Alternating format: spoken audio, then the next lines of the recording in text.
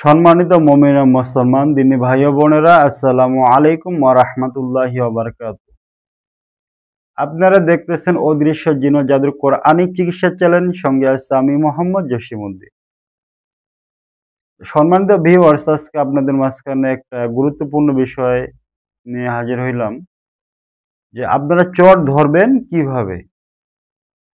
এটা কিন্তু অনেকেরই ইচ্ছা যে চট ধরা কিভাবে যায়, অথবা চোরদেরকে অবশ্যই ধরতে হবে, অথবা যাদের বাসায় চুরি হয় তারা বিভিন্ন যারা আমাদেরকে লক করেন যে হযরত আমাদের বাসায় চুরি হয়েছে, এই মালটা আমরা কিভাবে ফেরত পাবো অথবা চোরকে কিভাবে ধরবো। তো এই বিষয় নিয়ে কয়েকদিন আমার কাছে অনেক ফোন আসছে, যার কারণে আমি চিন্তা করলাম যে এই বিষয়টা নিয়ে একটা ভিডিও করার দরকার। যাই হোক হযরত, চোর ধরার নিয়ম ও পদ্ধতি। সর্বপ্রথম আপনি এক চাউল নেবেন। চাউলটা হবে, আমরা উত্তরবঙ্গের লোক বলে থাকি আলো চাউল অথবা পোলার চাউল যেটাকে বলা হয়।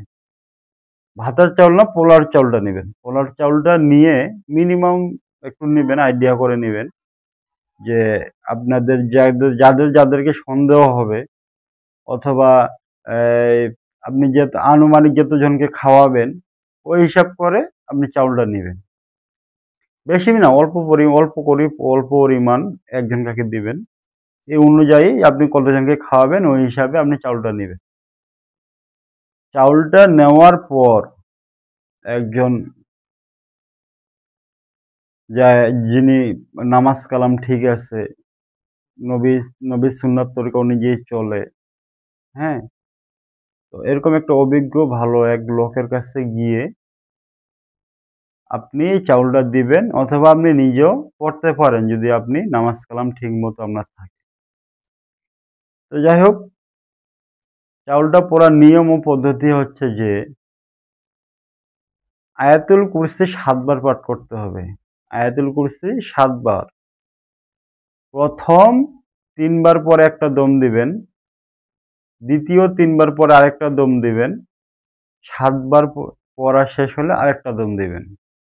এর আগে অবশ্যই ইস্তেগফার পড়ে নেবেন এবং দরুদে ইব্রাহিম 11 বার পড়ে নেবেন। পড়ার পর ইস্তেগফার দরুদ শরীফ পড়ার পর আয়াতুল কুরসির যে আমলটা, এই আমলটা করবেন। এই আমলটা অনেক পাওয়ারফুল একটা আমল। এই আমল করলে অবশ্যই আপনারা চোরকে ধরতে পারবেন। চোরকে ধরার যে নিয়মটা পদ্ধতি বুঝতে পারবেন। আপনি চাউলটা কি করবেন, আপনাদের সন্দেহমূলক যাদেরকে মনে হয় তাদেরকে সবারই হাতে চাউলগুলো দিয়ে দিবেন এবং কি তাদেরকে চাউলগুলো খাইতে বলবেন। খাওয়ার সময় দেখবেন যে ব্যক্তি চুরি করছে সে কিন্তু চাউলটা মানে চাবায়ে ফিনিশ করতে পারবে না। চাউলটা তার কাছে কি হয়, পুরো যেভাবে চাউলটা দিচ্ছেন ওইভাবেই থাকবে।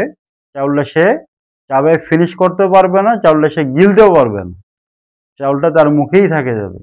কিন্তু বাকি অন্যান্য যারা আছে তারা দেখবেন চাউল মানে চাবায়ে গিলে ফেলছে অথবা খাইয়ে ফেলছে, কিন্তু যে ব্যক্তি চুরি করছে সে চাউলটা চাবাইতেও পারবে না, চাউলটা গিলে খাইতেও পারবে না। অবশ্যই সে চুরি করছে। এটা একটা পাওয়ারফুল পরীক্ষিত আমল। তো সব থেকে ভালো হয় যারা আয়াতুল কুরসির জাকাত দিয়ে রাখছেন তাদের ক্ষেত্রে সব থেকে পাওয়ার বেশি হয়। তো সমস্যা নেই, আয়াতুল কুরসির আপনার যে খাস নিয়তে আমলটা করেন, ইনশাল্লাহ আমি আল্লাহর কাছে আশাবাদী আপনারা সাকসেস হবে।